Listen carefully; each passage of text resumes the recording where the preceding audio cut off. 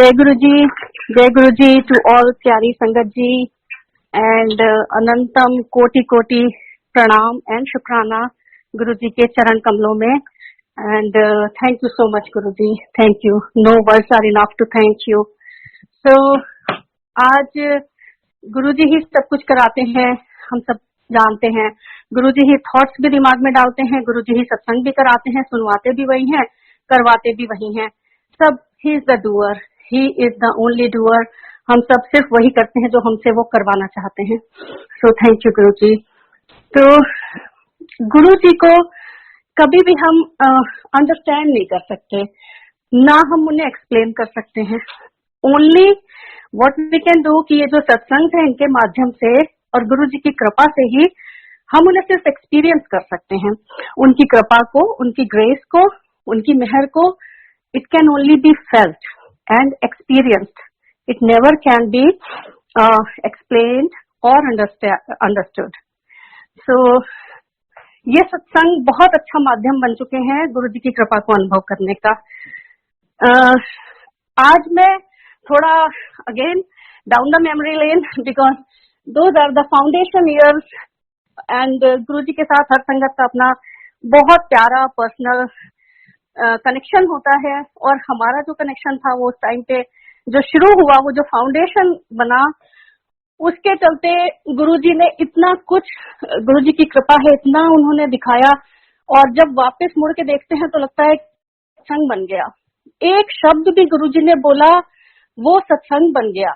तो जो मेरे सत्संग है वो सिर्फ मेरे अपने डायरेक्ट एक्सपीरियंस गुरुजी के साथ है, फर्स्ट हैंड एक्सपीरियंस या जो हमारे सामने हुआ और गुरुजी ने हमें दिखाया अपने सामने, क्योंकि गुरुजी मैसेज भी बहुत अच्छी तरह कम्युनिकेट करा देते थे। जो मैसेज आपको मिलना होता था वो संगत के थ्रू मिल ही जाता था। तो ये उसी तरह के सत्संग है सारे। तो again back to Empire State, जहां से ये जर्नी शुरू हुई। एम्पायर स्टेट की जो दुनिया थी गुरुजी की, निराली अजीबोगरीब दुनिया, बड़े बड़े वहां पे कमाल होते थे, बड़े कमाल गुरुजी करते थे। और गुरुजी की कृपा ऐसी थी कि वो सबके ऊपर एक जैसी थी। जो बहुत पुराने गुरुजी के सत्संग हैं, जो गुरुजी के आई कैन से सिग्नेचर सत्संग है, उसमें से एक ये भी है कि गुरुजी ने कैसे एम्पायर स्टेट में जो एक सब्जी वाले ठेला लगाते थे अंकल, वेजिटेबल वेंडर, उनके ऊपर कृपा की थी, उनके ऊपर उनको ब्लेस किया था। And at the same time जब मुझे ये सब गुरुजी के जो और भी पुरानी संगत थी उनसे ये सब सत्संग पता लगते थे, तो I was like really really impressed. बहुत मुझे सुन के आश्चर्य होता था कि अरे गुरुजी ऐसा करते हैं। तो मेरा मन ही नहीं भरता था, लगता था सुनते जाओ पुरानी संगत से। और तो एक बार क्या हुआ कि एम्पायर स्टेट में ही जब गुरुजी के हम लोग जाते थे, डिसिप्लिन वगैरह तो बहुत होता था, बात नहीं करता था कोई, लेकिन बाहर आके जब एम्पायर स्टेट के गेट की तरफ वॉक करते थे, क्योंकि गाड़ियां वहां पार्क होती थी, तो आपस में हम लोग सत्संग शेयर करते हुए जाते थे कि गुरुजी ने ऐसा किया, गुरुजी ने उस संगत को ऐसा किया। तो एक बार बड़ा मजेदार सा वाकया हुआ कि किसी संगत ने बताया कि गुरुजी शाहरुख खान की पिक्चर देखने गए थे और संगत के साथ में, और आके गुरुजी ने बोला कि आज मैंने उसकी बैक ठीक कर दी, उन्होंने बैक आज क्योर कर दी थी। तो उस दौरान शाहरुख खान को बहुत सीवियर बैक एक था, लोगों को पता होगा, मतलब it was like almost incurable. And Guruji ने सिर्फ शाहरुख खान की एक पिक्चर देख के उसकी बैक ठीक कर दी। तो आप सोचिए गुरुजी की कृपा एक वेजिटेबल वेंडर और शाहरुख खान दोनों पे एक जैसी है। तो गुरुजी कभी फर्क कर सकते हैं संगत में? Never ever. Eight the same time जो गुरुजी की कृपा के पात्र रिसिपिएंट्स हैं, कई बार उन्हें पता तक नहीं होता था कि उनके ऊपर गुरुजी की कृपा हुई है। गुरुजी को ये बिल्कुल नहीं था कि वो बता के करें। और जैसे मैंने अभी एग्जांपल दिया शाहरुख खान, मैं तो किसी नो, बट गुरुजी की कृपा में कोई फर्क नहीं आता था। गुरुजी उस दौरान गुड़गांव नया बन ही रहा था, एमजी रोड पे मॉल्स बन रहे थे, तो संगत के साथ कभी मॉल भी चले जाते थे। तो वो उनके अपने तरीके से किसी दुकान पे चले गए, हो सकता है दुकान को उन्होंने ब्लेस करना हो, और ऐसे तो कई बार संगत को दिख भी जाते थे। ये बहुत ही प्रेशियस मोमेंट्स हैं, these are like very personal moments for me, but I am sharing all these because संगत को पता चले कि गुरुजी सच में कितने महान, कैसे वो भगवान है और फिर भी वो हम इंसानों, हम तुच्छ इंसानों के साथ में वो हमारे साथ इस धरती पर रहे। और God was sitting amongst us, walking, talking to us. इससे बड़ी क्या खुशकिस्मती होगी। और वो आज तक ऐसे ही है। When we use past tense for Guruji, it's not because कि वो है, वो अभी भी वैसे ही है, सब कुछ वैसे ही है। जस्ट लाइक दैट हम करते हैं ये पास्ट टेंस यूज। तो उस टाइम पे भी अगर हमने बोलना होता था कि Guruji is MA in English and economics, तो हम बोलते थे, हम कभी गुरुजी वॉज नहीं बोलते थे, Guruji is MA in English and economics ऐसे बोलते थे। सो एनीवेज, तो बैक इन दोज डेज जो गुरुजी की संगत होती थी, they used to be from all walks of life, like every strata of the society, एकदम टॉप नॉच से लेकर middle class and all, and at the same time same all different age groups also. So from college kids to newlywed people to like middle age to almost retiring people or retired people as well. उसमें भी गुरुजी ने diversity, जिसकी आज हम बात करते हैं, इतना डाइवर्स गुरुजी का दरबार था। No gender bias. आंटियों को तो गुरुजी ने खुद ही इतना ब्लेस किया हुआ है, और गुरुजी ने कहा ही था कि आंटियां दिल से जुड़ती हैं और पूरे परिवार के लिए अपनी ब्लेसिंग मांगती हैं। इतना डाइवर्स दरबार, हर किसी की डिफरेंट नीड्स होती थी। अब जो कॉलेज में है उसका अलग एक डिजायर है, एम्बिशन है, एग्जाम के लिए, पढ़ाई के लिए, या किसी और का, किसी को बच्चे चाहिए। हर किसी के मन में कुछ ना कुछ होता था और गुरुजी बराबर उसको देखते थे और बराबर उसकी विशेष पूरी होती थी। ऐसा नहीं है, गुरुजी को हर किसी के बारे में पूरा पता रहता था इनसाइड आउट कि कौन किस लिए आया है। But at the same time Guruji ने ये भी एक बार बोला था कि मेरे से बिना किसी इच्छा के जुड़ो और फिर देखो, बिना किसी लाइक नीड एंड ग्रीड के, उसके बाद देखो। तो वो बहुत सही बात है। और गुरुजी ने ये भी बोला था, जैसे बहुत बड़े बड़े पॉलिटिशियंस भी आते थे, सब मोस्टली कुछ ना कुछ सबके मन में जरूर होता था, इलेक्शंस और ये वो। गुरुजी ने ये बोला था कि अगर किसी काम को लेके मेरे पास आए हो और मुझे पेस्टर करते रहो, लाइक बार बार बोलते रहो, चाहे मन में चाहे ऊपर से, तो मैं काम जरूर कर दूंगा, लेकिन फिर मैं अपने पास रखूंगा नहीं आपको, फिर मैं काम करके आपको भगा दूंगा। तो अगर, और ये भी बोला था कि जिनको मुझे अपने पास रखना होता है, फिर मैं उन्हें आराम से रखता हूँ। सो ये गुरुजी के बहुत प्यारे तरीके थे, बहुत डिफरेंट तरह का दरबार था। सारे लोग आते थे, बहुत सारे, सबके साथ अलग अलग डिफरेंट एक्सपीरियंसेस होते थे, किसी में कोई फर्क नहीं था।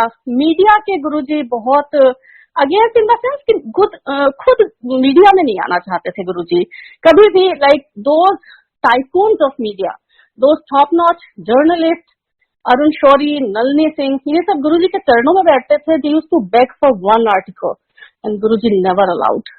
एक आर्टिकल के लिए वो गुरुजी से रिक्वेस्ट करते थे, गुरुजी नेवर अलाउड, क्योंकि उनको अपनी पब्लिसिटी पसंद नहीं थी। हाँ, आपस में संगत सत्संग करे, एक दूसरे से बताए, उस तरह से गुरुजी की मर्जी के हिसाब से जिसको गुरुजी की कृपा मिलनी होगी वो मिल जाएगी। बट गुरुजी कभी मीडिया में नहीं आना चाहते थे। तो ये सब बहुत है, उस टाइम के जो भी एक्सपीरियंसेस हैं, अनुभव हैं, वो बहुत ही प्रेशियस हैं, बहुत प्रेशियस। और जो सेलिब्रिटीज आते थे, like specially the page three celebrities, तो मैं तो मतलब हाँ, लेकिन उस टाइम हम जाते थे गुरुजी के यहाँ, तो हमारा ध्यान सिर्फ गुरुजी पे रहता था। ऐसा नहीं कि हम देख रहे हैं और बहुत फैसिनेट हो रहे हैं, अच्छा ये भी आ रहे, ये भी आ रहे। हाँ, थोड़ा मन में आता था, वो खुशी होती थी कि अरे वाह, ये भी गुरुजी को फॉलो करते हैं, ऐसा लगता था। तो मैं बहुत छोटा सा एक बता रही हूँ कि as a teenager I was very like influenced by one serial called Udaan. एक उड़ान करके सीरियल आता था दूरदर्शन पे, तो उसमें जो थी कविता चौधरी, वो मेरी बड़ी रोल मॉडल टाइप थी, मुझे बहुत अच्छा लगता था। तो एक दिन गुरुजी के हम पैर स्टेट में बाहर लाइन में लगे हुए थे मत्था टेकने की, और उसमें तो संगत बहुत ही कम होती थी, हार्डली 100-150।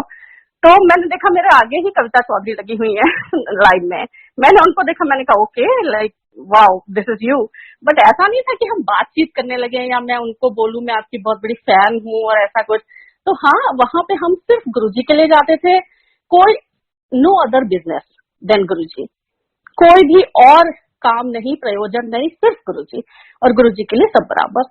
बड़े मंदिर तो खैर उसके बारे में जितना कहा जाए कम है।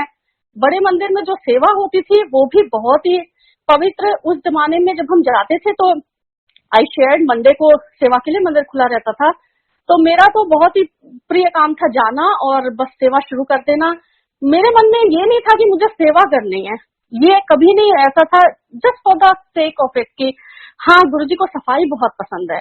मतलब मैं देखती थी हर चीज स्पिक एंड स्पैन, चाहे वो एम्पायर स्टेट हो चाहे बड़े मंदिर हो, क्लीनलीनेस गुरुजी को बहुत पसंद थी। तो मुझे बस यही लगता था कि जहाँ थोड़ा सा भी दिखे अपने आप से कर दो, कुछ पूछने की भी जरूरत नहीं, क्योंकि हमें उस टाइम पे मतलब एक तरह से गुरुजी ने अधिकार दिया हुआ था कि हम कर सकते थे। तो कभी किचन के सामने देखे थोड़े बर्तन हैं वो कर दिए, कभी इधर देखा थोड़ा पोछे की जरूरत है वो कर दी। नो नीड टू आस्क, क्योंकि हमको लगता था ये हमारे गुरुजी का मंदिर है, तो उसमें क्या कौन सा बड़ी बात है, व्हाट्स द बिग डील कि हम सेवा कर रहे हैं, ये तो हमें करना ही है। तो सेवा का भाव हमेशा वैसा ही होना चाहिए कि ये तो आपको करना ही है, ये तो गुरुजी है जो आपसे सेवा लेते हैं, और उसके बदले में क्या दे रहे क्या नहीं दे रहे, that's none of your business. वो हमारे मन में भी नहीं आना चाहिए कि हमको क्या मिल रहा है क्या नहीं मिल रहा है, वो गुरुजी जानते हैं। तो मैं एक बता रही हूँ छोटा सा एग्जाम्पल, जिससे पता लगता है कि गुरुजी समाधि लेने के बाद भी बिल्कुल कहीं नहीं गए हैं, वैसे के वैसे ओमनी प्रेजेंट है। तो पहले तो हम बड़े मंदिर जब गुरुजी फिजिकल फॉर्म में थे तब भी जाते थे, बहुत ही अच्छा लगता था। फिर जब गुरुजी ने समाधि ले ली, दैट वाज द टाइम जब संगत थोड़ा इधर उधर हो गई थी। बड़े मंदिर में भी उतनी संगत नहीं आती थी। संगत मतलब एट अ टाइम 25-50-100 भी हो गए तो बहुत थे। बिल्कुल बड़े मंदिर के गेट पे जाके हम गाड़ी लगाते थे और अंदर जाके सेवा शुरू कर देते थे और दर्शन करते थे। एक बार जो बड़े मंदिर के गेट से एंटर करते साइड में वाटर कूलर होता था, उस पे संगत के ग्लास वगैरह पड़े रहते थे, तो मैं बिना कुछ कहे किसी से चुपचाप उनको वॉश करके रख देती थी। कोई भी संगत आती थी यही करती थी। तो मैं गई तो देखा वो कूलर तो एम्प्टी है, कोई बर्तन नहीं है, ठीक है फेयर इनफ, गए दर्शन किया। उस समय समाधि का कंस्ट्रक्शन चल रहा था, जो गुरुजी की समाधि है उसका काम चल रहा था। तो कैसे गुरुजी थॉट्स पढ़ते हैं और इससे कोई फर्क नहीं पड़ता है वो शरीर फॉर्म में है कि नहीं है, वो एक एक बात आपके दिल की जानते हैं टिल डेट, आज तक। तो उस समय जब मैं दर्शन करके वापस लौटने लगी तो समाधि पे कंस्ट्रक्शन चल रहा था और वहां पे कुछ वर्कर्स जो थे, I am so sorry and guilty about it till date, कि मेरे मन में एक गलत थॉट आया उनको देख के कि कैसे ये लोग चप्पल पहने हुए हैं, and one was smoking also. मेरे मन में एक ये थोड़ा सा गलत विचार आ गया, जबकि वो तो बेचारे अपना काम ही कर रहे थे ना, they were workers, they were working there, they were like they were suppose to be like that. तो जैसे ही बाहर में निकलने लगी, फिर मैंने खैर क्षमा भी मांगी गुरुजी से, लेकिन जैसे मैं बाहर निकलने लगी सेम वाटर कूलर पे मैंने देखा उन्हीं वर्कर्स के पिए हुए चाय के कप और ग्लासेस हैं। Now immediately then and there Guruji rectified that thought by making me do that seva. Then and there गुरुजी के दरबार में कहीं कोई देर नहीं होती है, डिलेड नहीं है, ये then and there है, इमीडिएट है। तो वैसे के वैसे ही वो सेवा जब मैंने की तो वो रेक्टिफाई कर दिया वो थॉट भी गुरुजी ने, और सेवा करा के वो तो एनीवे गुरुजी कहने शॉर्ट में सुनाओ तो मैं एक छोटा सा सुना के बस खत्म करती हूँ। गुरुजी ने एक बार बड़े मंदिर में हम अपने सारे रिलेटिव्स को भी लेके जाते थे, जो भी हमारे पास आते थे, एक्सटेंडेड फैमिली रिलेटिव एक आए हुए थे। तो हम जब गए तो गुरुजी के जो मंदिर बड़े मंदिर में किचन का एरिया है वहां पे थोड़ा उन दिनों बंदरों का उत्पात हो गया था, तो मंकीज बहुत आते थे, तो थोड़ा संगत को परेशानी हो रही थी। अब क्या हुआ कि उन बंदरों को हटाने के लिए एक लंगूर को पाला गया जिसका नाम रामू था। तो ये बहुत ही गुरुजी के बहुत मजेदार वाले सत्संग आज मुझे याद आ रहे हैं। अब क्या हुआ कि हम उधर गए जब किचन साइड में, तो मेरी आदत थी मैं देखती रहती थी कहीं कोई सेवा रिक्वायर्ड है, तो मैंने देखा कुछ बर्तन थे और मैं उनको सेवा करने लगी। इधर जो हमारे रिलेटिव थे वो बैठ गए और वो थोड़ा बस वो जो रामू जी थे उनसे थोड़ा कुछ प्यार में बोलने लगे। समथिंग हैपेंड, मैंने पीछे देखा Ramu ji was chasing him, he was running, and वो उनका पैर एक गमले से टकराया, वो गिर पड़े, उनका चश्मा भी गिर गया थोड़ा। अब मैंने कहा गुरुजी आप संभालो, मैं सेवा में हूँ। एनीवे सेवादार अंकल लोग सब आए, उन्होंने उनको उठाया थोड़ा फर्स्ट एड दिया और वो हमारे साथ घर आए। तो मुझे भी थोड़ा अंदर से लग रहा था कि अरे गुरुजी ये कैसे। फिर मुझे ये जरूर था कि जो भी कुछ गुरुजी के मंदिर में होता है वो गुरुजी की मर्जी से होता है और उसके पीछे कोई बहुत बड़ी ब्लेसिंग होती है, कोई कष्ट काटना होता है। तो कभी भी कोई भी चीज बड़े मंदिर में बिना गुरुजी की मर्जी की नहीं होती। वो खैर घर आए तो वो गुजरात से आए थे, वो वापस चले गए, थोड़ा उनका हेयरलाइन फ्रैक्चर हुआ था। मैंने भाटी आंटी को भी बताया, उन्होंने कहा कोई बात नहीं गुरुजी ने कुछ बड़ा काटा है।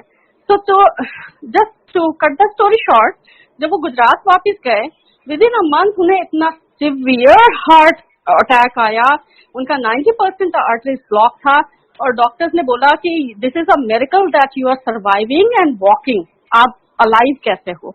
तो ये गुरुजी ने उनका थोड़े, and he is very hale and hearty now, hale and hearty and in the best of his health. उसके बाद से कभी कोई दिक्कत नहीं। तो गुरुजी कैसे छोटे छोटे में ही कष्ट काट देते हैं, और गुरुजी के बड़े मंदिर में जो भी होता है वो गुरुजी की इच्छा से ही होता है। ये गुरुजी के उस समय के जो मोमेंट्स थे वो आज सत्संग बन बन के मेरे मन में आते रहते हैं।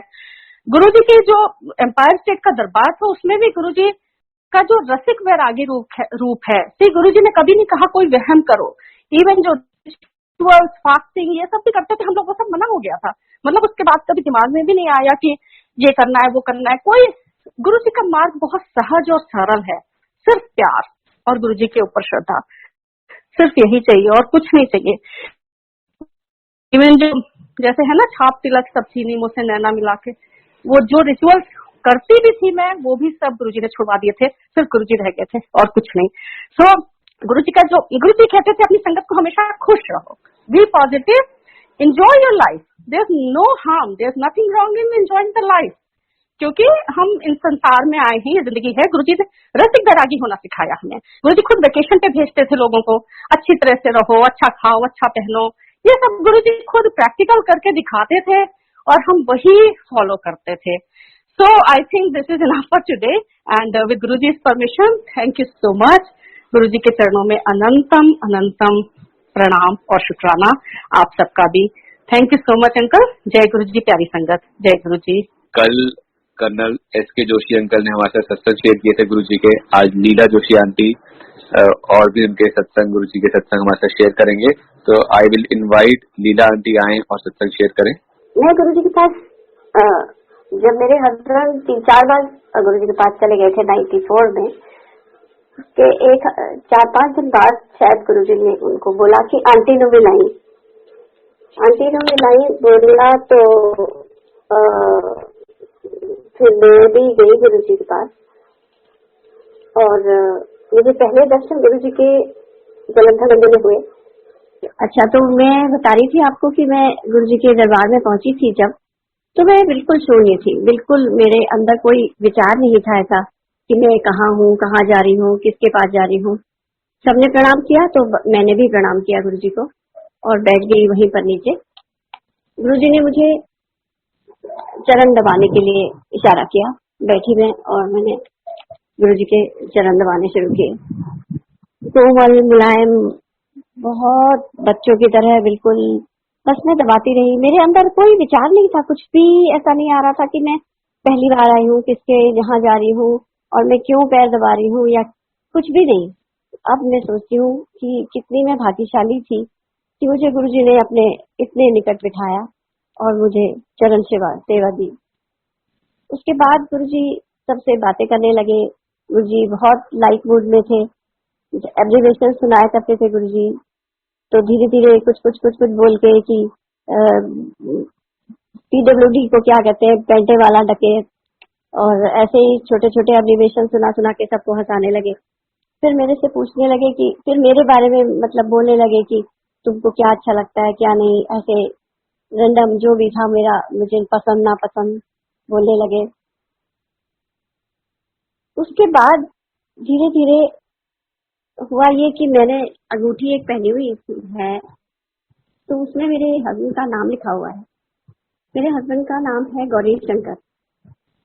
गौरी शंकर घर में कहते हैं, वैसे इनको एस.के. जोशी, सुवर्ण कुमार जोशी है, बट घर में इनको गौरी शंकर कहते हैं। मतलब सबका ये मानना है कि वो शिव जी के दिए हुए पुत्र हैं।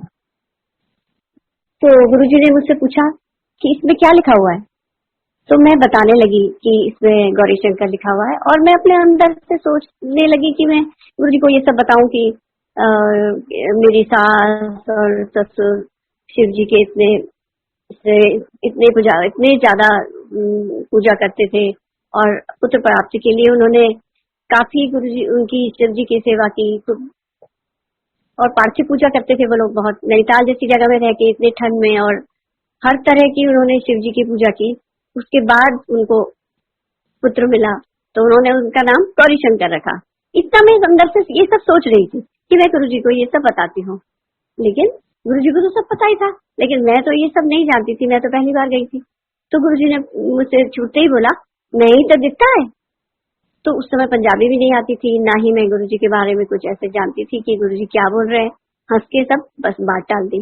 लेकिन अब बाद में सब गुरु जी के वचनों को हम रिकॉल करते हैं, जब सब चीजें सामने आती हैं, तब पता चलता है कि शिव महाशिव ने हमको जो मुझे प्रसाद दिया, वो उसका मैं उसको तो मैं कभी भूल ही नहीं सकती, और उनका शुक्रगुजार तो मैं करती रहूंगी। फिर हम लोग जब जालंधर में मेरे हस्बैंड थे, तो हम लोग हमेशा वहां जाया करते थे मंदिर में, और रूटीन सा बन गया था हमारा, रोज रोज जाना, और कुछ बहुत अच्छा और बहुत अंदर से अच्छा लगने लगा था। और गुरु जी के पास जाने की जैसे चुंबक खींचता है अपनी तरफ, ऐसे ही कोई ऐसी शक्ति हमें खींचती थी कि जैसे ही शाम हुई और हम गुरु जी के यहाँ जाने लगते थे।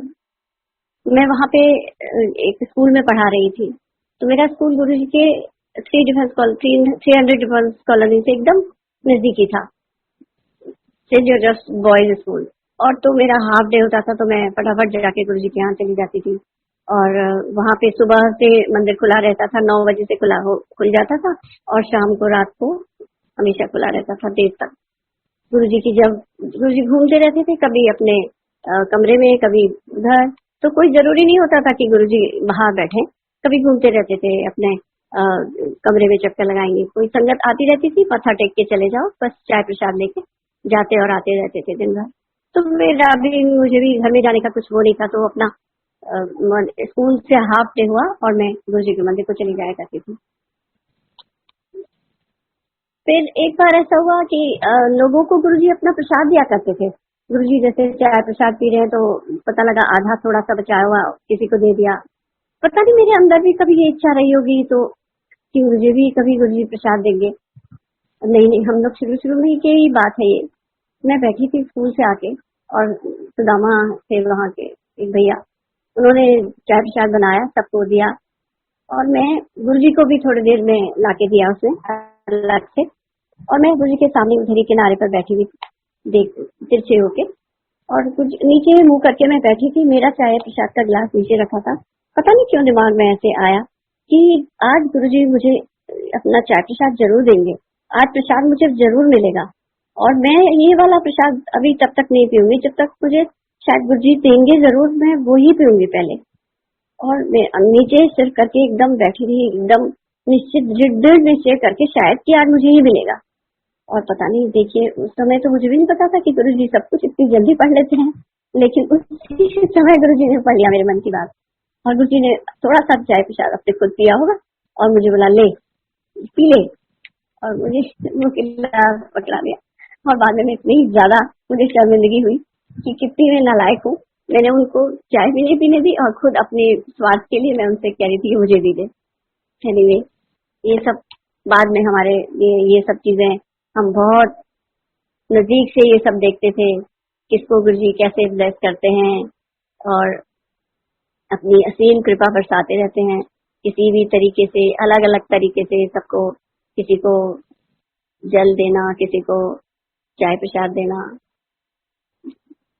और जालंधर में बस ऐसे ही चलता था कि सुबह से जब चला तो शाम को वहाँ क्या होता था, 6 बजे से दरबार लगता था। गुरुजी अपना रोब पहन के खूबसूरत सुंदर से बन के आते थे और अपने आसन पे विराजमान होते थे।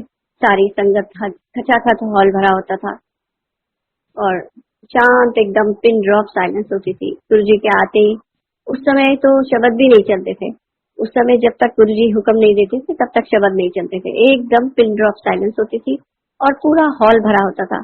फिर गुरुजी इशारे से, आंख के इशारे से वो जल प्रसाद लाने के लिए बोलते थे। एक ट्रे में 15-20-25 गिलास जितने भी एक ट्रे में आ सकते हैं, स्टील के ग्लासेस में आधा ग्लास पानी नल से भर के, कोई भी जोशी अंकल या कोई सुदामा अंकल या कोई भी जिसको भी हुक्म गुरुजी देते थे, वो ट्रे जल की लेके जाते थे और गुरुजी के पास बैठ जाते थे और गुरुजी अपनी रुद्राक्ष की माला से उसको आधा डिप करके और जिसको भी इशारा करते थे को बुला के वो जल देते थे।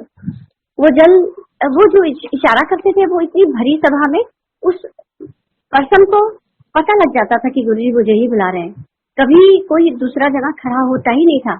इतना सटीक गुरुजी का, इतना ज्यादा आंखों का इशारा या गुरुजी की दृष्टि पड़ती थी उस पर्सन के ऊपर कि उसको पता होता था कि गुरुजी मुझे ही देख रहे हैं, और वो ही खड़ा होता था। बस उसने गिलास गुरुजी से लिया और दूसरी तरफ से जाके निकल गए। ऐसे ही वो गुरुजी शाम को वो 2-3 ट्रे जितना भी गुरुजी जितने भी संगत होती थी उनको जिसको भी देना होता था, जरूरी नहीं होता कि सबको दे, जिसको जरूरत, जिसको उनकी कृपा, जिसको उसकी ज्यादा जरूरत, उनको गुरुजी 3-3, 4-4 बार भी देते थे। और इतने बार गुरुजी ने 7-8 गिलास एक साथ रख के, जैसे जो भी ट्रे पकड़ के खड़ा है उसको, जो पीछे सेवादार खड़े हैं उनका ध्यान रखते हुए गुरुजी सबका नाम ले लेके उनको देते थे कि ये उसका है, ये सुदामा का है, ये सुधा आंटी का है, ये फलाने का है। ये सबके नाम ले लेके गुरुजी ट्रे में रखते रहते थे।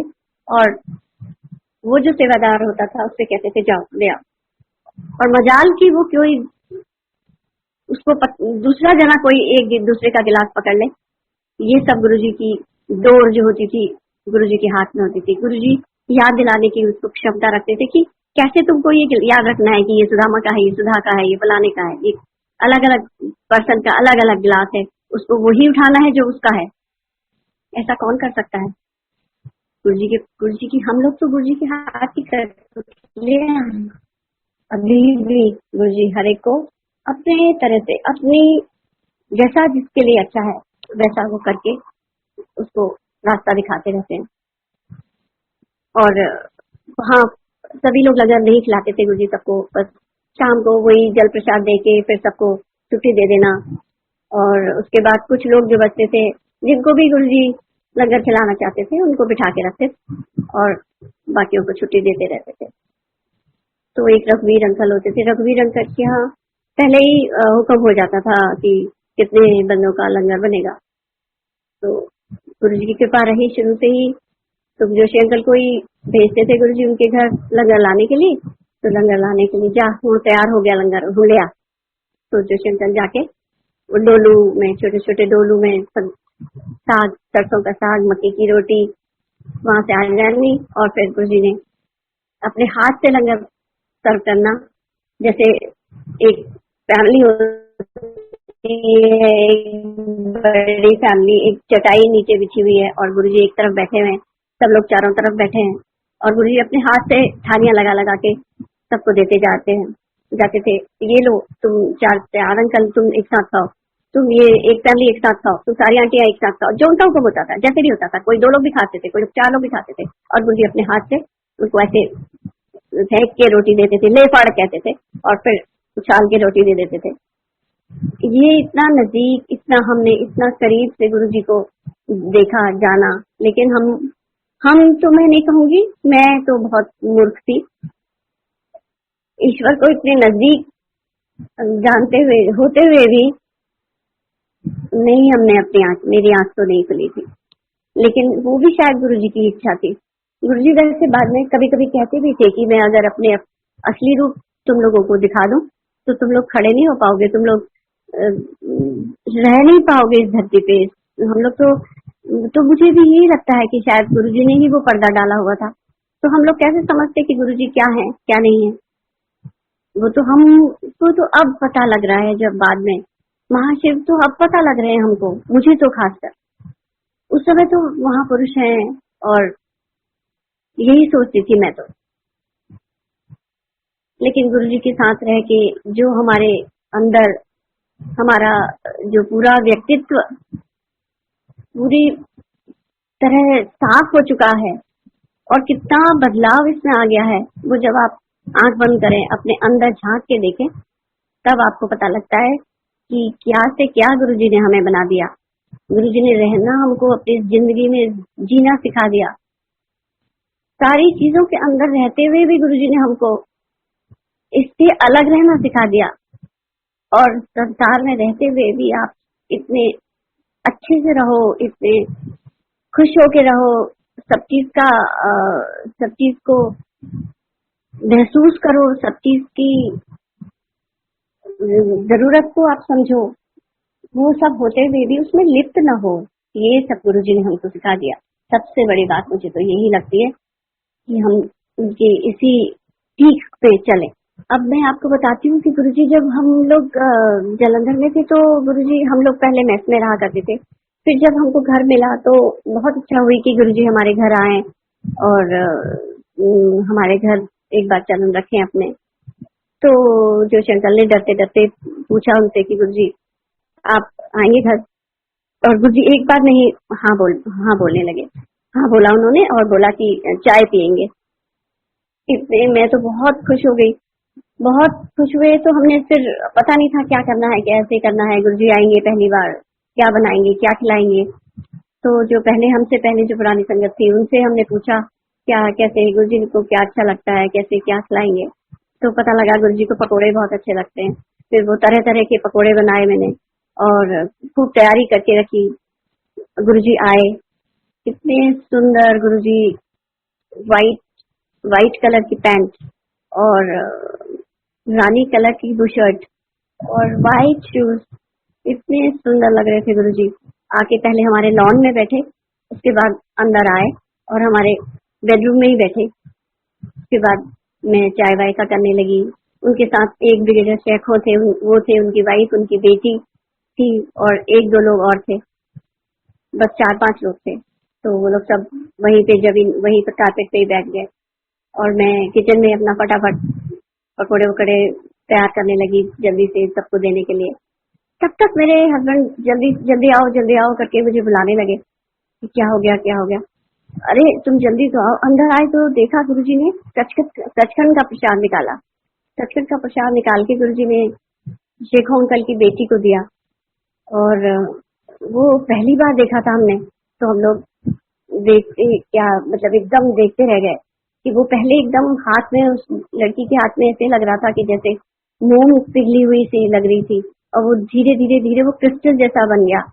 और फिर गुरुजी ने अपने हाथ से उसमें से उसकी वो बिटिया के हाथ में से उठा के हम सबको भी एक छोटा छोटा उसका कर्ण, उसका प्रसाद छोटा छोटा सबको दिया। वो खाते ही जैसे ही हम लोगों ने खाया, आपको मैं बता नहीं सकती, इतनी ऐसी फीलिंग, वो तो अभी भी ऐसा लगता है कि गले के नीचे से सब वो खुशबू, इतना मधुर उसका स्वाद तो मतलब समझ में नहीं आ रहा मैं क्या कहूँ, मेरे पास शब्द नहीं है। वो मेरी पहली फीलिंग थी। हम लोगों ने तब जाना कि गुरुजी ये क्या कर सकते हैं। उसके बाद गुरुजी की तबीयत थोड़ी खराब सी हो गई एकदम। गुरुजी ने दुपट्टा बांधा सिर में और थोड़ी देर लेटे रहे। फिर गुरुजी के पैर वैर थोड़ा मले सबने और थोड़ी देर बाद गुरुजी ठीक हुए। तो गुरुजी उसके बाद तो मैंने काफी बार देखा कि गुरुजी सचखंड का प्रसाद देते थे और गुरुजी की तबीयत थोड़ा खराब हो जाया करती थी। फिर उसके बाद ऐसे ही बीच में कभी कभी आने लगे गुरुजी। तो स्कूल से मैं आ जाती थी जब, तो उसके बाद थोड़ी देर जैसे लेट रहे, पता लगा थोड़ी देर में हॉर्न बज रहा है, खूब जोर से गेट पे हॉर्न बज रहा है। तो वो सेवा सहायक जो है वो भाग के गेट तक जब तक जाएगा तो मैं फटाफट बाथरूम में घुसती थी और चेंज करने के लिए कि मैं गाउन में हूँ और गुरुजी आए हुए हैं और जल्दी से चेंज करूँ। तब तक गुरुजी अंदर आ जाते थे।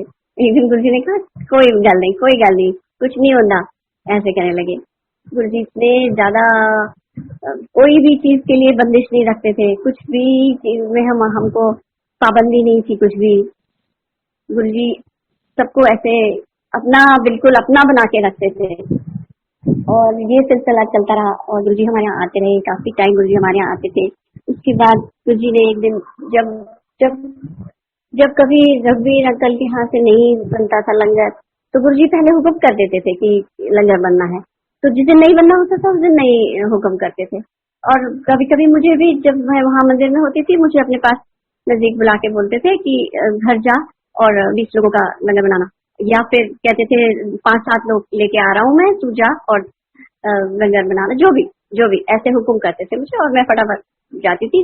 जालंधर तो छोटी सी जगह और वहाँ आधा पौना घंटा में, आधा घंटा भी नहीं लगता था घर से, गुरुजी के मंदिर से हमने घर जाने में।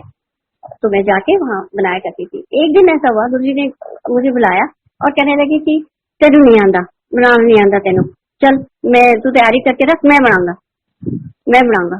ठीक है जी गुरु जी, क्या क्या तैयारी करके रखूं? हाथ जोड़ के बड़े डरते से पूछा मैंने। गुरु जी क्या बनाएंगे, किस चीज की सब्जी, क्या तैयारी करके रखूं? गुरु जी कहने लगे टमाटर आलू की सब्जी बनाएंगे। जी गुरु जी बोल के मैं चली गई और मैंने वहाँ फटाफट पहले तो सब किचन विचन धुलवाई और तैयारी करी। उसके बाद ये सब सब्जी वब्जी की तैयारी करी और परौंठियां बनवा के रखती। काफी देर बाद गुरु जी आए और आते ही सीधे किचन में आ गए। किचन में आए और मैं और गुरु जी किचन में थे। तो गुरु जी कहने लगे गैस ऑन कर, कुकर रख दिया। उसके बाद पूछा मुझसे उन्होंने कि क्या कुंडी सोटा है? अब कुंडी सोटा मुझे पता ही नहीं था, कुंडी सोटा क्या होता है। तो मैं बोला है करती रही मैं। गुरुजी बोले कि मिक्सी है? मैं कहा हाँ जी मिक्सी है। ला फिर मिक्सी, उसमें डलवाए मुझसे जो कटे हुए प्याज थे सब, ये बड़ी ये चीजें तो मैंने डाल दी मिक्सी को। और मसाला दाना उनके पास रखा हुआ था, उसको सारा का सारा मसाला में जो भी था, हल्दी नमक जो भी था वो सब मिक्सी में उड़ेल दिया। मतलब हल्दी भी उतनी सारी थी तो मेरे मुंह से एकदम से निकला कि गुरुजी इतनी सारी हल्दी। तो फिर भी मेरे को बोले चुप, बस चुप करा दिया। उसके बाद वो मैंने मिक्सी चला दी तो कुकर में जो है वो देसी घी डाला और वो मिक्सी का पिसा हुआ जो था वो मैंने बोला उन्होंने डाल लो, तो मैंने उसमें डाल दिया। और उनके पास जग का भरा हुआ एक पानी का जग रखा हुआ था। गुरुजी ने उठाया पानी और पूरा कुकर जो है वो पानी से भर दिया।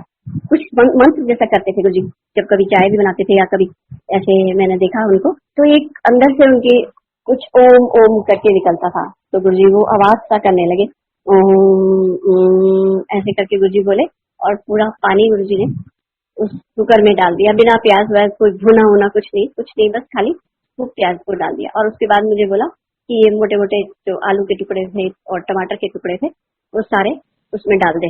वो मैंने डाल दिया और बोला चल ये कुकर को बंद करो और अंदर चलो। अंदर चले गए हम कुकर में बंद करके, गुरु जी के पीछे पीछे मैं भी अंदर चली गई।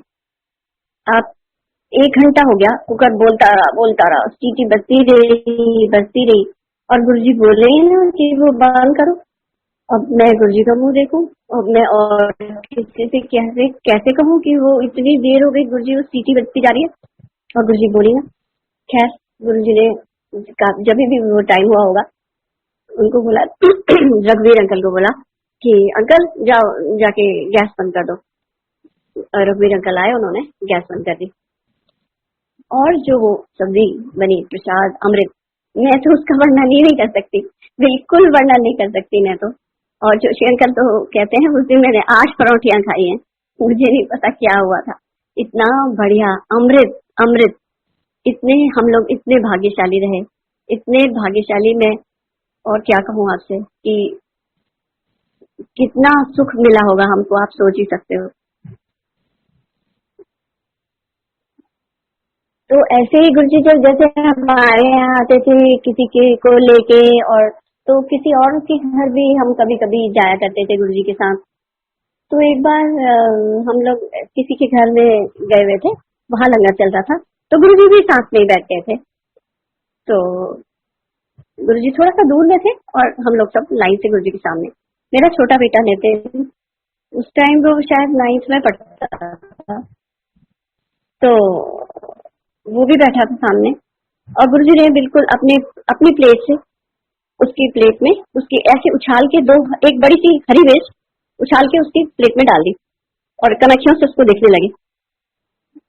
तो नितिन ने देखा कि मेरी प्लेट में तो गुरुजी ने मिर्च डाली, उसने उठाई कि गुरुजी का प्रसाद है और फटाफट चबा के फटाफट खा लेंगे, पूरी खा ली। और गुरुजी यही देखना चाहते थे कि ये बुढ़ा पास हो गया। गुरुजी कहते कि हंसने लगे, फिर उसके तो पटाखे निकलने लगे, आंख नाक से पानी, और इतनी मिर्ची हरी खा के फिर गुरुजी ने बोला इसके लिए चीनी खिलाओ, इसको लड्डू खिलाओ। और बच्चों की तरह बिल्कुल उसको गुरुजी ने जो है उसको मीठा खिलाया। ये छोटी छोटी बातें मुझे इस समय याद आ रही है। बहुत अच्छा लग रहा है मुझे ये सब सुनाते हुए भी, और इतने सालों बाद ये सब बातें याद आ रही हैं। मेरा मन बहुत खुश हो रहा है। अब मैं आपको बताती हूँ कि गुरु जी के साथ हम जब पहली बार निकले थे काफिले में, काफिला चलता था गुरु जी का रात को, वो भी 6, 7, 8, 10 गाड़ियां निकलती थी, और कहाँ जा रहे हैं किसी को कुछ पता नहीं होता था।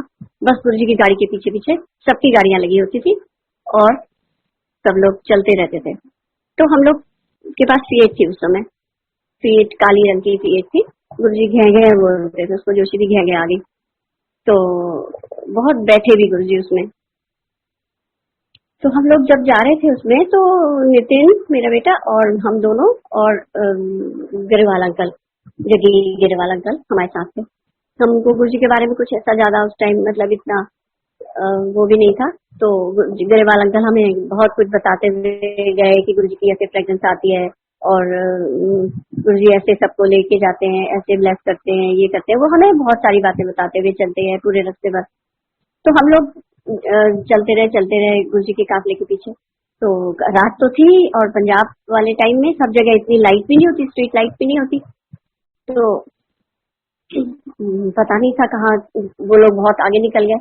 अचानक से मेरे दुपट्टे में खुशबू आने लगी, तो मैं बड़ी एक्साइटेड कि मेरे दुपट्टे से खुशबू आ रही है।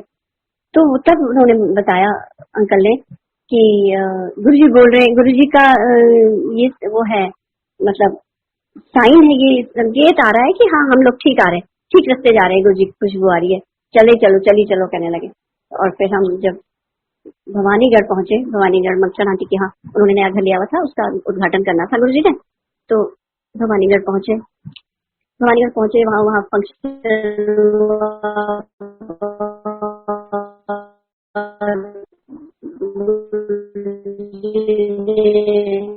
उद्घाटन किया उनके घर में, नया घर बना था, और समंदर आने लगे। अब हम जब कुछ पता नहीं कौन सी जगह थी, रात का को अंधेरा था, और हमारी गाड़ी जो थी वो अचानक रुक गई, और उसकी होस पाइप खुल गई, वो टूट गई थी, और सारा पानी खत्म हो गया था, और गर्म हो गई थी गाड़ी। तो अब अंधेरे में ये लोग अपना उस समय मोबाइल भी नहीं होते थे, पता नहीं कहाँ से टॉर्च थी मेरे पास, या पता नहीं लाइटर था मेरे ख्याल से, जो भी होगा। तो वो करके देखा किसी तरह से कि क्या हुआ है क्या नहीं हुआ, देखा कि होस पाइप फटी हुई। अब क्या करें, सारी गाड़ियां आगे जा चुकी थी, और फिर इन लोगों ने पता नहीं क्या किया, वो कोई पॉलिथीन मिला उससे बांधा। अचानक एक गाड़ी, जैसे वो वाली गाड़ी होती है ट्रक, छोटा ट्रक जो होता है, वो कोई आया रात को, और उसमें से वो बंदा रुक गया वहां पे, और बोले क्या हुआ, कि पंजाबी में बोलने लगे कि हो गया भाई जी। तो बताया इन लोगों ने क्या हुआ, फिर उन्होंने कहा कि कुछ है बर्तन, कुछ कैनी वेनी है, कैनी दी शायद इन्होंने, और फिर वो 5 मिनट में पता नहीं कहाँ से पानी लेके आ गए, और उन्होंने पानी उसमें डाला, और गाड़ी चलने लायक हुई। गाड़ी जब हमारी मुश्किल से 8-10 किलोमीटर चली होगी, तो देखा साइड में एक ढाबे में सारी संगत खड़ी हुई है, गुरुजी खड़े हुए वहाँ पे, और चाय वाय सब लोग पी रहे हैं। और गुरुजी ने बोला कि जो भी गाड़ी खराब होगी, इसलिए अभी तो वहाँ पे चाय पीते सारे। फिर हम लोग के लिए रुके थे वो, फिर हम भी वहाँ पे रुक के चाय वाय पिया, फिर आगे बढ़े। तो ये हमारा ये पहला गुरुजी के साथ। जब हम उसके बाद तो मालूम नहीं कितने बार गुरुजी कहाँ ले जाते थे। सबसे मेन बात जो थी, गुरुजी की जो सीखें हैं, गुरुजी की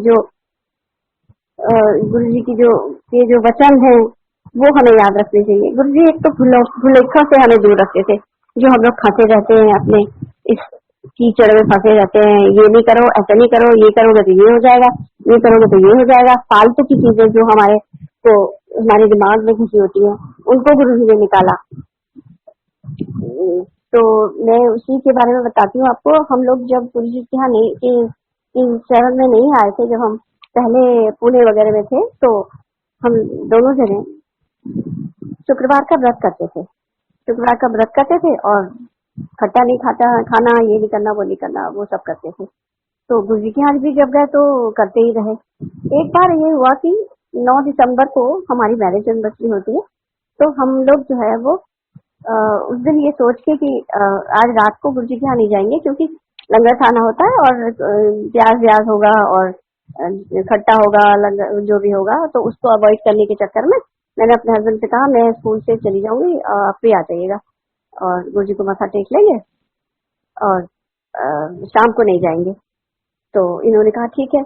हम गुरुजी के यहाँ पहुंच गए और गुरुजी ने पहले तो गुरुजी ने हमें ब्लेस किया, गुरुजी ने अपनी चरण पादुका दी हमें, हमको पहली बार वो गुरुजी का प्रसाद मिला।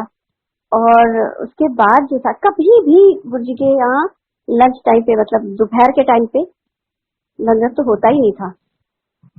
वहां पे जलंधर वाले मंदिर में लंच तो होता ही नहीं था कभी भी। लेकिन उस दिन कहीं से मेथी की परोठियां बन के आई हुई थी, मेथी के परोठे, दही, शक्कर और घी था शायद, वो आया हुआ था। और गुरुजी ने उसी समय वो लगवाना शुरू किया और हम दोनों को बोला लो बैठो खाओ।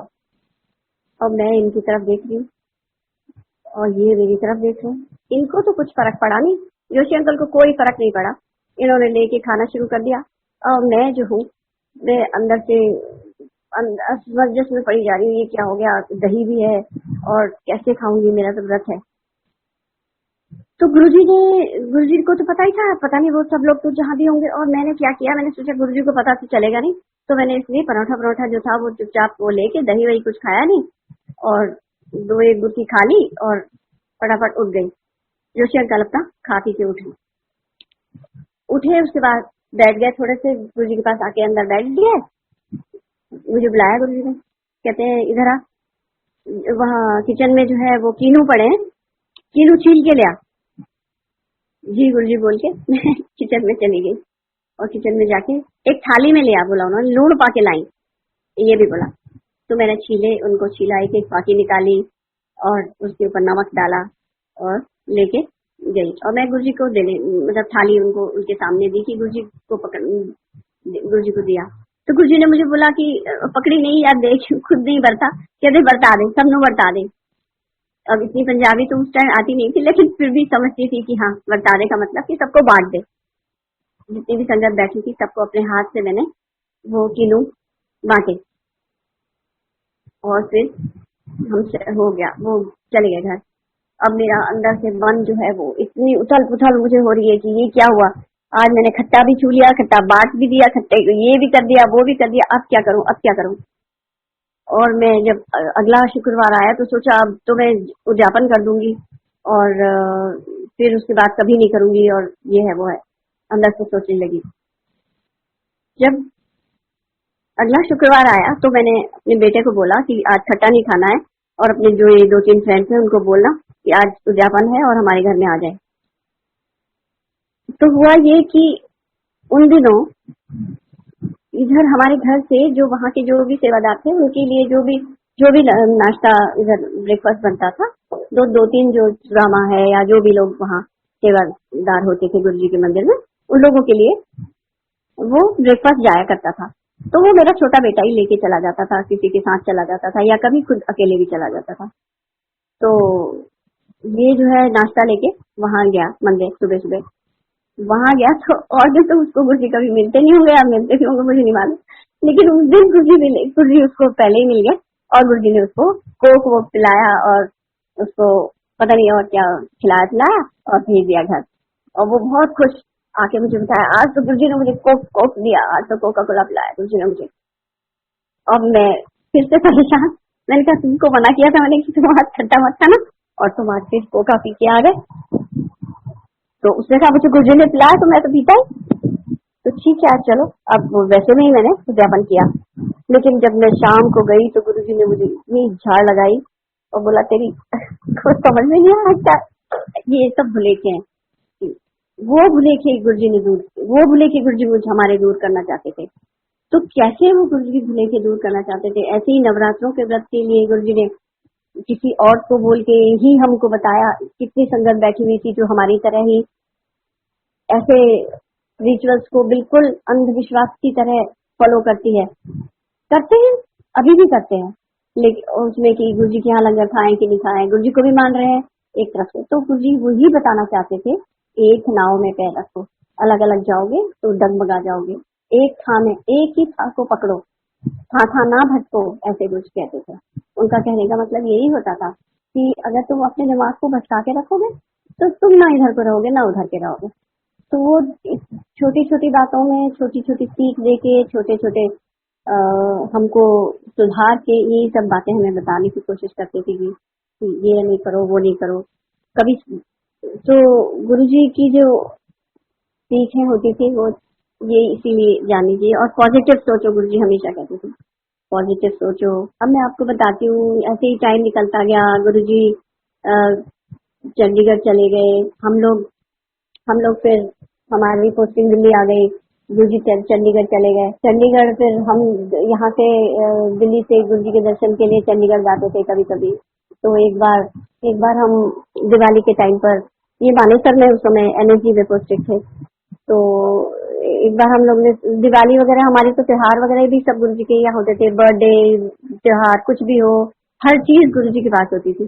तो गुरुजी के पास हम दिवाली के लिए हमने सोचा गुरुजी के पास चले जाते हैं। तो एक दिन पहले हम लोग चले गए। हमारी भांजी आई हुई थी, वो अभी कनाडा में है, भावना शेखर पंत करके, सुनाया था शायद उसने अपना ये सत्संग। तो वो भी हमारे साथ थी। उसके पहले दर्शन होने थे गुरुजी के साथ, तो वो हमारे साथ चंडीगढ़ गई। हम लोग 4 लोग थे। तो वहां गए, तो वहां ऑफिस के बाद गए थे, तो काफी लेट पहुंचे चंडीगढ़। और वहां जैसे शाम पहुंचे तो वहां पे सेवादार ने बोला कि जो भी कोई बाहर निकले, उन्होंने बोला कि कुछ नहीं है यहाँ पे और अभी दर्शन नहीं देंगे, अभी कोई अलाउड नहीं है, तो आप लोग जाइए। तो हमें बड़ी हैरानी भी हुई और दुख भी हुआ कि ये पहले पता नहीं था, अरे क्या हुआ, ये अब क्या करें।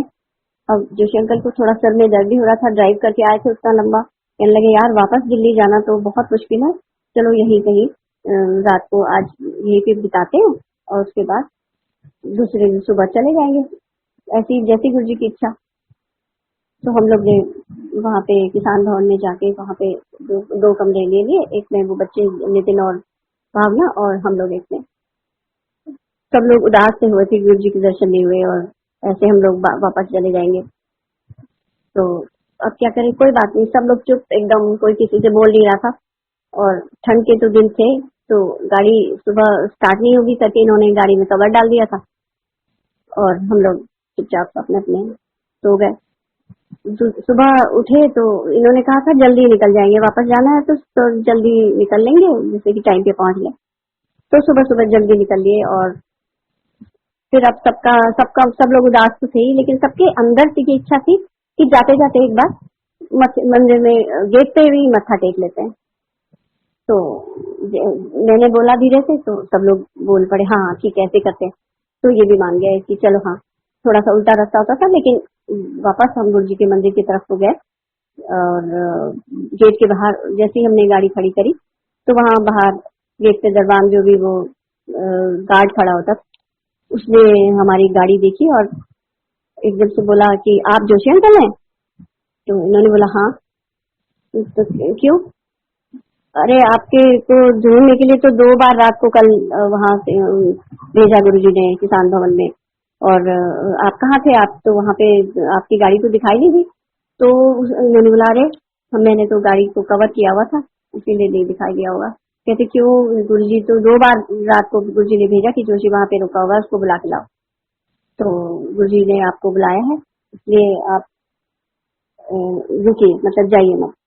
इतने खुश हम लोग, तो कहाँ चले जाए, कितना क्या हो जाए, डांस कर ले क्या कर ले, मतलब इतनी खुशी हो गई, सबके सब फूले ना समाये। और हम लोग बहुत सुबह थी उस समय, तो फिर हमने गाड़ी वहीं पे अपनी गाड़ी में ही शब्द लगाए और अंदर बंद करके, ठंड तो लग रही थी, गाड़ी के अंदर ही बैठे रहे और पार्किंग में गाड़ी लगा के और गाड़ी के अंदर बैठे रहे, शब्द सुनते रहे। तब तक पीछे के दरवाजे से दरवाजा खुला और वहां से वो एक लड़का, जो चीनू या कौन था वो लड़का, उसने इशारा किया कि अंदर बुला रहे हैं आपको। अंदर चले गए, हम अंदर चले गए। तो ये बच्चे जो है अंदर हॉल में बैठे रहे और हम दोनों चले गुरुजी के पास अंदर। गुरुजी को इतना पेट में दर्द हो रहा था, गुरुजी बहुत तकलीफ में थे, गुरुजी को बहुत कराह रहे थे गुरुजी, कभी ना बैठ पा रहे थे ना लेट पा रहे थे, और कभी कुछ, कभी यहाँ मल कभी यहाँ मल। कभी मुझसे कह रहे थे अजवाइन ला, कभी कह रहे थे कि सोडा पानी दे, कभी कुछ, मतलब 2-2 मिनट में मैं किचन में भाग रही थी और 2-2 मिनट में मैं गुरुजी के कभी यहाँ मल रही थी, कभी गुरुजी बैठ रहे थे, हाय हाय कर रहे थे। बहुत दर्द गुरुजी की, इतना दर्द, क्या करें समझ नहीं आ रहा था, हम दोनों क्या करें। खैर की रोशनी हुई थोड़ा सा और सब लोग आने लगे मीन्स जो लोग घर के लोग थे, ये लोग जो सेवादार थे, सब लोग उठे और सब देखा क्या हो रहा है। गुरुजी को कुछ पता नहीं चले क्या हो रहा है। दिन भर ऐसे ही चलता रहा और शाम थोड़ा दिन ढलने वाला था और गुरुजी फट से नहाने चले गए और नहा के जो तैयार होके आए और अपने उसमें सिंहासन में आके एकदम से बैठ गए। शाम को संगत आनी थी, दिए जले, दिवाली का दिन था उस दिन, दिए जलना शुरू हो गए, संगत आनी शुरू हो गई, हॉल पूरा भर गया। और गुरुजी को कौन बोले कि क्या हुआ था। इतनी रात भर सुबह से इतनी तड़प रहे गुरुजी, किसी को कुछ पता ही नहीं कि क्या हुआ। और गुरुजी इतनी शांत, इतनी सुंदर मुद्रा में वहां पे बैठ गए और किसी को पता ही नहीं कि क्या हो रहा है। ये चीज तो हम आज तक मैं नहीं समझी, लेकिन जब बाद में पता लगा वो अपने किसी भक्त का कष्ट जो है वो अपने ऊपर ले रहे थे। ऐसा करते थे गुरुजी, ये हमने अपनी आंखों से देखा हुआ है। इतना तड़पते हुए हमने गुरुजी को अपने, तब कभी लगता है कि कितने हम लोग स्वार्थी हैं, सिर्फ अपने ये ठीक कर दो वो ठीक कर दो, उसके लिए हम गुरुजी के पास जाते हैं कि गुरुजी ये नहीं जानते कि गुरुजी अपने ऊपर ले लेते हैं उसको। गुरुजी ने अपनी आयु दे करके भी लोगों को बचाया हुआ है। जा तुझे 5 साल दिए, जा तुझे 10 साल दिए, वो कहीं गुरुजी किसी नेचर के अगेंस्ट थोड़ी ना गुरुजी जा सकते। गुरुजी ने अपनी उम्र दे करके दूसरों को बचाया हुआ है, दूसरों को उम्र दी हुई है। ये सत्य बात है, ये बिल्कुल सत्य बात है। तो ये चीजें अब हम सोचते हैं कितने हम लोग पापी हैं, वैसे देखा जाए तो कितने स्वार्थी हैं हम लोग। हमने क्या किया गुरुजी के लिए, हम हैं क्या इस काबिल। वैसे तो हम इस काबिल नहीं है, लेकिन हमने क्या किया, कुछ भी किया गुरुजी के लिए। अपना शरीर छोड़ करके उन्होंने हमें बता दिया कि ये नश्वर शरीर है, ये जाना तो सभी को है, शरीर सबका जाना है। ये गुरुजी ने प्रैक्टिकल हमें करके दिखा दिया, खुद चले गए, फिर भी हमको समझ में नहीं आता, फिर भी हम नहीं समझते कि ये चीजें यही रह जानी है। और हमको जो जो गुरुजी ने सिखाया है उस पर अमल अभी भी कर ले तो वो बहुत बड़ी बात होगी। किसी का बुरा ना करें, अगर भला नहीं कर सकते हो तो बुरा तो मत करो। तो हरीश और गुरुजी जब गुरुजी वैसे कहा करते थे, जैसे कहते थे कि हर वेले गुरु नाल होना चाहिए। हर वेले नाल होना चाहिए का मतलब तुम लिपस्टिक लगा रहे हो तो गुरु को देखो, तुम नहा रहे हो तो गुरु को देखो, तुम पे हो तो गुरु तुम्हारे साथ होए। क्या मतलब है इसका? इसका मतलब ये है कि तुम अपने अंदर से जब तुम्हारे एक कुछ ओम नमः शिवाय या कुछ भी तुम्हारे अंदर से जो एक लौ जल रही है, एक लगन लगी हुई है जिस गुरु की, उसके नाम की जो तुम माला जप रहे हो, वो हर सांस में होनी चाहिए। उसका ये मतलब है उसका कि जब तुम नहाओ तो तुम्हारे अंदर वो हो, तुम्हारे अंदर हर सांस में तुम्हारा गुरु हो। ये चीज सिखाई गुरुजी ने हमें। और वैसे गुरुजी इतने भोले, इतने बच्चों की तरह थे। अब एक बार का मुझे हादसा याद आ रहा है। जैसे गुरुजी यहाँ सुल्तानपुर में जब होते थे तो जब हम लोग जल्दी पहुंच जाते थे, या जो भी आंटी किसी को भी अंदर बुला लेते थे कि वो जब गुरुजी अपना रोब पहन के आते थे तो वो चेंज वेंज करने के लिए या जो भी उसके लिए। तो एक दिन मेरे को भी गुरुजी ने कहा कि मैं अंदर ही थी शायद, तो गुरुजी ने वो जो उनके जो पहनने वाला रोब था वो बुला के चल पहना दे मुझे। तो मैंने उनको पहनाया, कुर्ता पहनाया। तो जब कुर्ता पहनाया तो बटन लगाने लगी, मैं देखा तो बटन टूटा हुआ एक। तो अरे बटन टूटा, तो गुरुजी कहने लगे कि देखती नहीं अम्मा, देखती नहीं है, पहले रख देती है यहाँ लाके। अम्मा मीन्स जो गुरुजी के यहाँ जो सुल्तानपुर में जो सुधा आंटी की वो जो होती थी एक लेडी, अम्मा बोलते थे उसको सब लोग। तो गुरुजी बोलने लगे अम्मा देखती नहीं है और ऐसे ही रख देती है बिना, तो जा ले आ ऊपर। मैं भाग के ऊपर गई, ऊपर जाके मैंने एक बटन लेके और सुई धागा लेके मैं फटाफट कमरे में आई। और गुरुजी वैसे ही जैसे बच्चों की तरह खड़े हुए हैं, जहाँ पे खड़े थे वहीं के वहीं खड़े हैं। जैसे कि बैठूंगा तो मैं मेरी उसमें सिलवटें पड़ जाएंगी, हाथ ऐसे दूर को फैला के और ऐसे बच्चों की तरह खड़े हुए कि अभी आएगी बटन लगाएगी। मैंने आके बटन लगाया, खोला नहीं मैंने कुर्ता, दूसरी वैसे ही पहने पहने हुए मैंने बटन लगा दिया और बटन लगाया और दांत से ही काट दिया उसको, धागे को। अब लगता है वो समय उसी समय क्यों नहीं रुक गया, वहीं पे वो समय क्यों नहीं रुक गया। फिर उसके बाद गुरुजी को मैंने चरण पादुका पहनाई। तो बैलेंस को मेरे एक जूता पहनने के लिए उन्होंने ऐसे बैलेंस करने के लिए मेरे ऊपर हाथ रखा और बिल्कुल बच्चों की तरह।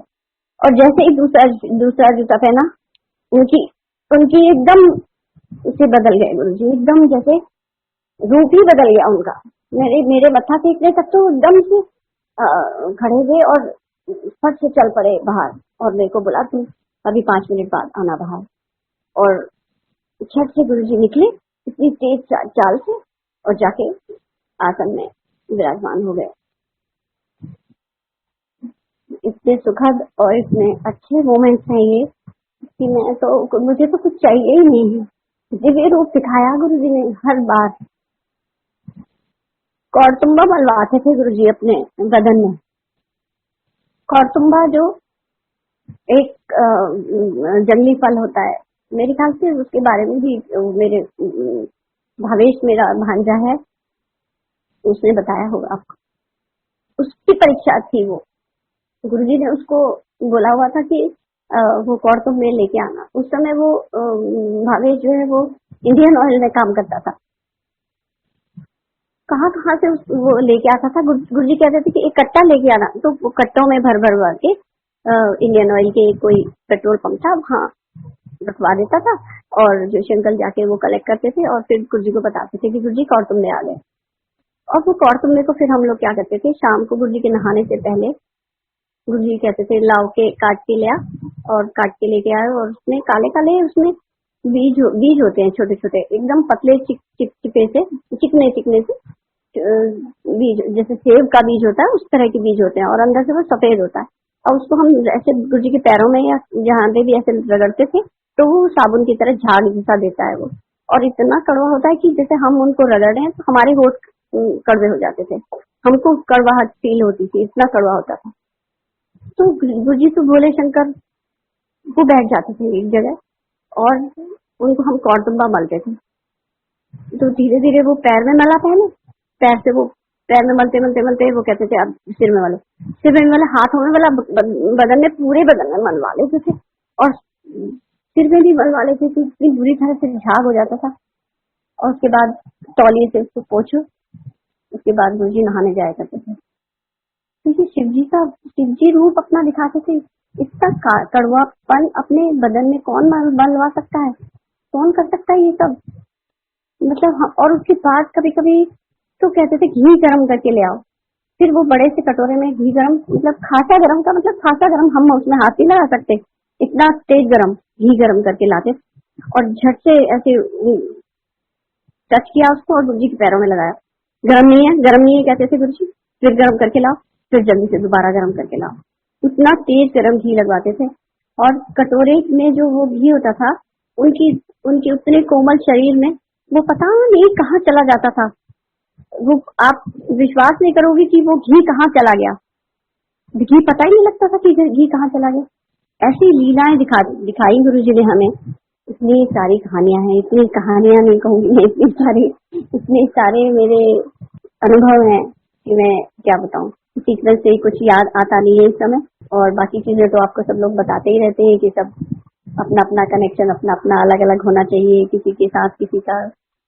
वो वाकई में होता है, पत्नी का अलग पति का अलग, वो तो है ही कि अलग, हर जने का कनेक्शन अपना अपना ही होता है। आपकी फीलिंग जो होगी वो आपके पति की नहीं होगी या आपके बच्चों की या नहीं होगी। तो वो जो मेरी फीलिंग है, मुझे लगता है मुझे तो सब कुछ मिला हुआ है। मुझे तो कोई ऐसा भी नहीं लगता मुझे तो कि मुझे कोई ये पढ़ने की जरूरत है ना। मैं सच में बता रही हूँ आपको, ना मैं कभी शिव पुराण पढ़ती हूँ, ना मैं कभी न मैं ये आपकी लाइट ऑफ डिग्निटी पढ़ती, मैं कुछ भी नहीं पढ़ती।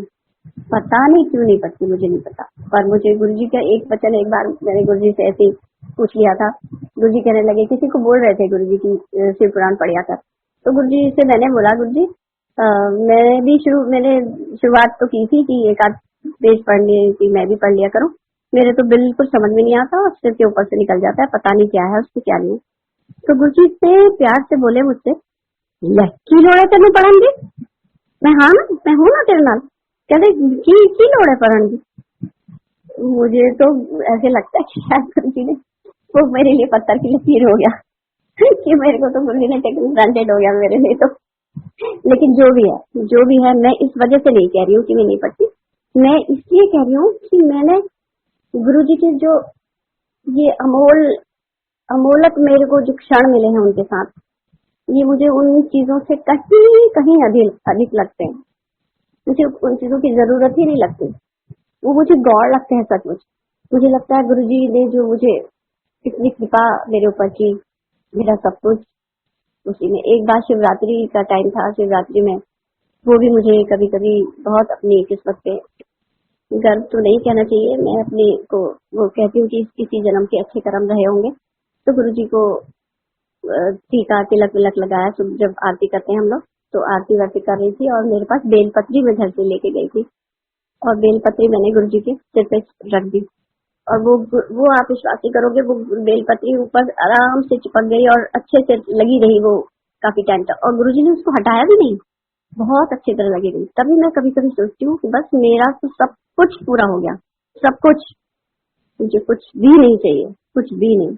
मैं बस गुरुजी से अब यही प्रार्थना करती हूँ कि अपने चरणों, मेरा आखिरी समय आपके चरणों में हो, मेरे को इसके अलावा कुछ चाहिए ही नहीं।